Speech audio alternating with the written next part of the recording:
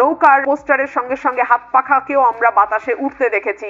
So সেই দিক থেকে দেখতে গেলে হাসিনার আমলে খুব খারাপও ছিল না, তাই না? গতকাল হেফাজতে আন্দোলন একটা বিরাট সমাবেশ করেছে এবং সেখানে বিএনপি কে ছাড়া আর যত রাজনৈতিক দল আছে, বিশেষ করে ইসলামপন্থী যত রাজনৈতিক দল আছে, বা ইসলামপন্থী না হলে আমরা সেখানে গণ অধিকার পরিষদকে দেখেছি, আমরা সেখানে এনসিপি কে দেখেছি।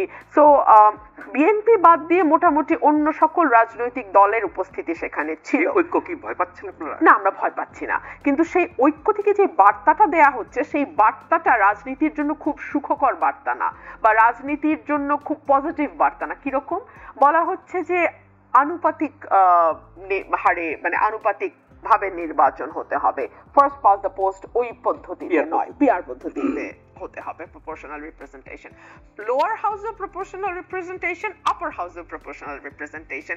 This is very interesting. This is interesting because এই দলগুলোর কিন্তু সেই অর্থে আসন জিতে নেয়ার মতন অবস্থা আমরা দেখতে পাচ্ছি না। হ্যাঁ, ডানপন্থী বা দক্ষিণপন্থী দলগুলোর কিছুটা উত্থান তো ডেফিনেটলি হয়েছে। 17 বছরে তাদের অবস্থা বেশ পরিবর্তনও নিশ্চয়ই হয়েছে।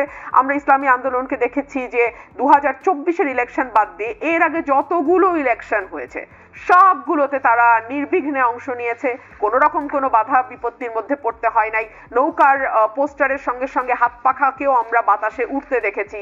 সো সেই দিক থেকে দেখতে গেলে হাসিনার আমলে খুব খারাপও ছিল না, তাই না?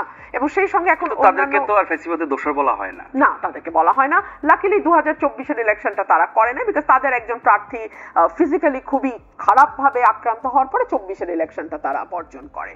তো তারা ফ্যাসিবাদের দোষর নয়, কিন্তু তারা যেই পার্টিগুলোর সঙ্গে অ্যালায়েন্স করতে চাইছে তারা সমানুপাতিক নির্বাচনের কথা বলছে, তারা পিআর পদ্ধতির, স্থানীয় সরকার নির্বাচনের কথা, আগে স্থানীয় সরকার নির্বাচনের কথা বলছে। সো এই কথাগুলো যখন ভোট রাজনীতির মাঠে আসে, অটোমেটিক্যালি বিএনপি অনেক ছাড় দেওয়ার পরেও বিএনপি সকল বিষয়ে তাদের সঙ্গে একমত হয়ে যাবে, এটা তো আশা করা যায়। দাবিগুলো তো তাদের পুরনো উঠেছে, কিন্তু বিএনপি যেমন 10 বছর প্রধানমন্ত্রীর একটা ছাড় দিয়েছে বিএনপি, কিন্তু বিএনপি বলেছে আমরা এনসিসি মানতে কোনোভাবেই রাজি না। সো নেগোসিয়েশনে কি হয়, আপনি কিছু ছাড়বেন, আরেক পক্ষ কিছু ছাড়বে, আরেকটা পক্ষ কিছু ছাড়বে। যেহেতু এখানে অনেকগুলো রাজনৈতিক দল আছে এবং ডেফিনেটলি সকল রাজনৈতিক দলের বক্তব্য, সকল রাজনৈতিক দলের চিন্তা একরকম হবে না।